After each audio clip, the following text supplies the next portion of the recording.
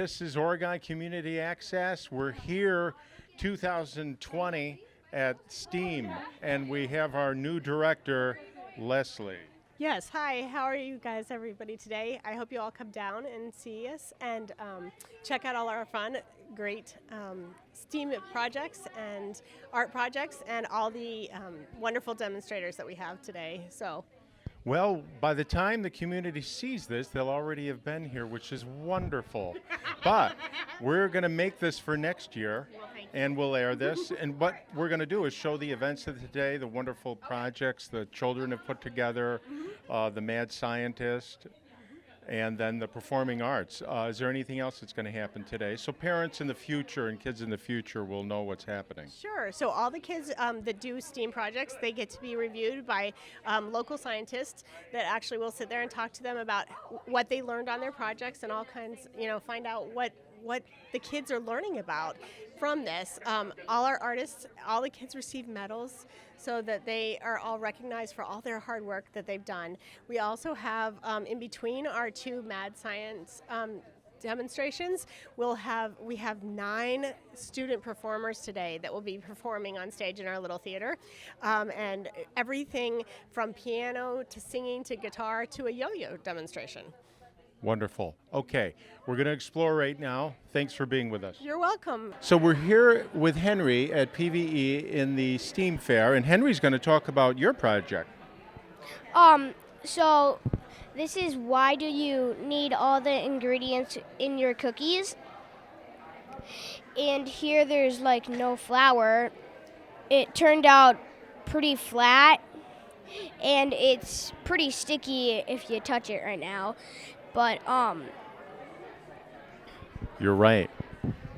It turned out pretty flat because like flour makes your cookies a little fat. Like if you look at all your cookies, like these ones, they're all a little more bigger than this, like this one. What if you didn't use sugar? No sugar here.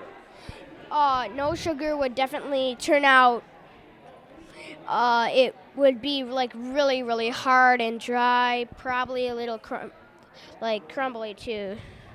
And how would it taste without sugar? It does not taste good. It doesn't have any like sweetness to it. And So Henry, how did you come up with the project? Do you like baking, first of all? I've done this before with my mom, and I just like cookies. I love cookies too. So tell me, who are you at Prairie View or Netherwood Knoll? Another no. And we're here with April, and it's March. Who would know? Who would figure that out, right? So you're April, I'm Frank. How are you doing today? Good. So yesterday you were very helpful when I was trying to learn about all the stars there over. I thank you very much. Appreciate that. Yep. So April, what are you doing here? Now is this called origami? Yes. Have you ever done? It looks like you're working on something now. What is this? A simple swan. A simple swan. So show me how you're gonna fold that together and maybe talk. How did you choose the colors? You just picked from these, or? I just picked from the colorful pieces of paper and then just worked with it. Have you done origami before? Once with a fish, but my art teacher helped me and did the directions. What do you? Who is your art teacher, actually? Mrs. Seidel. Oh, wow. She's wonderful. Mrs. Seidel's wonderful, just so you know that.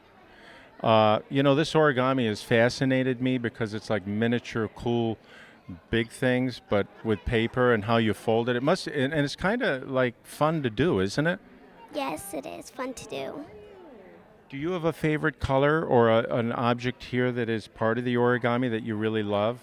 For some reason, I like this little box. I like the flower. Oh, that is beautiful. This is kind of a periwinkle, right? Color-wise? Okay. Well, April, I want to thank you for being with us and sharing your time today. I appreciate it. Mm-hmm. Just one last thing. What's your favorite thing to eat in the whole wide world? I don't know. Neither do I right now. Okay, we'll be back in a little bit, okay, kids? Bye. Hey, we're back now, and you know who we're with? We're with Lexi. How are you? Good. So how did you come up with this project? My grandma told me. Oh, I love when grandmas come up with ideas to do. I used to do that with my grandma. We made a lot of homemade peanut butter of all things. Anyway, so tell me what's going on here with this bowl of water. So the cup here, I'm gonna put it straight down. Oh boy. And then count to 10, and then when I put it back up, it's gonna stay dry. How is that possible? How is that possible? Because the air didn't let any water in. Okay, I'm gonna let you do this, and you count, and Dan's gonna film this. So let's go. I'm almost actually nervous about this. You ready to do it? Mm-hmm. Okay, and you're gonna count to 10. Okay. 1, 2, 3, 4, 5, 6, 7, 8, 9, 10. It's dry. Oh my gosh, it is, and I was holding my breath all that time. That is really fascinating. I want to thank you. Any other thoughts on your project before we go? It's like a submarine, though. It goes down, and inside it's all like dry in there where they're eating, cookies and things. So anyway, thanks for being with us today. We'll wave goodbye to the kids out there. Here they are right there. All right, we'll be back.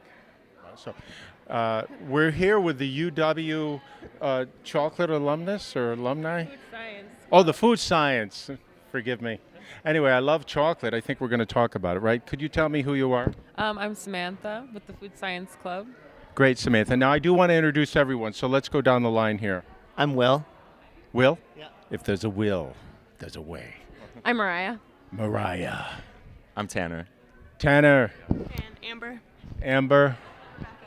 That's Rebecca back there with the chocolate and the spoon. Okay, you ready?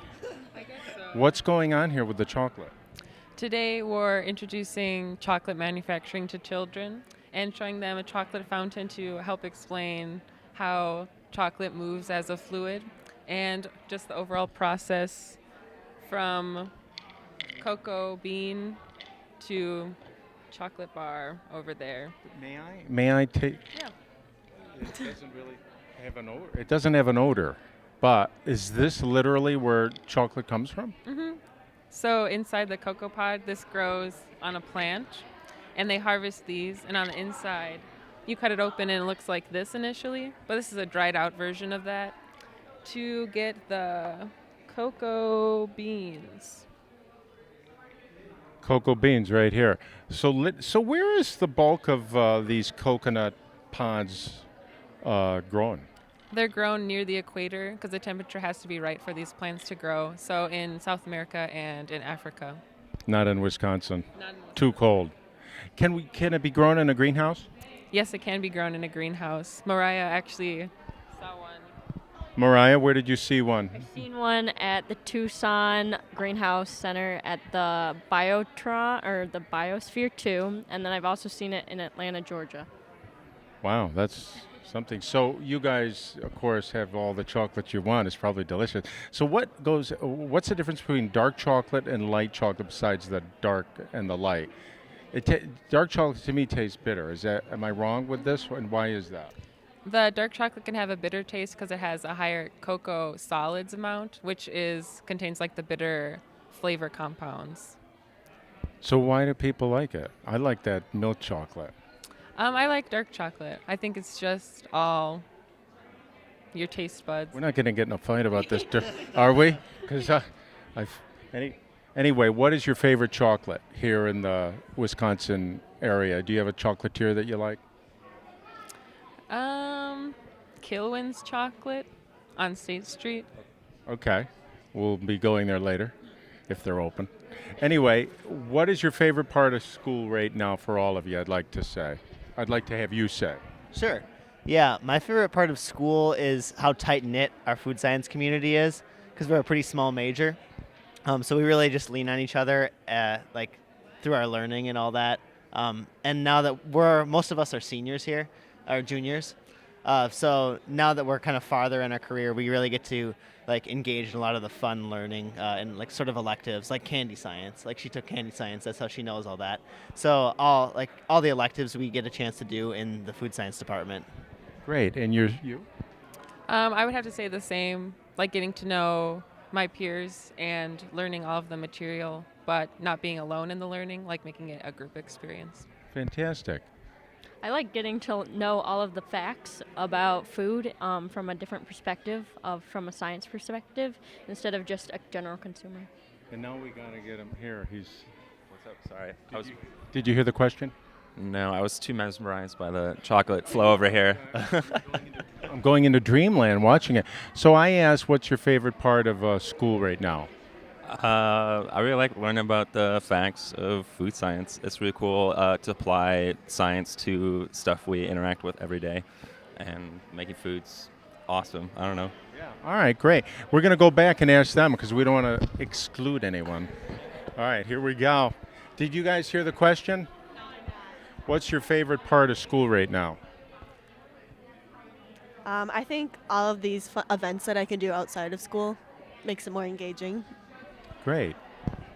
Coming around, right here. I think just like these events, and then like also just doing hands-on things and showing other people what like food science is all about, and that science can be fun and playful, and yeah. That's really great. Hey, everybody. Thanks for being with us and coming down and showing all the little kids, including me. This was really wonderful. Oh, look what happened. Anyway, we'll be back.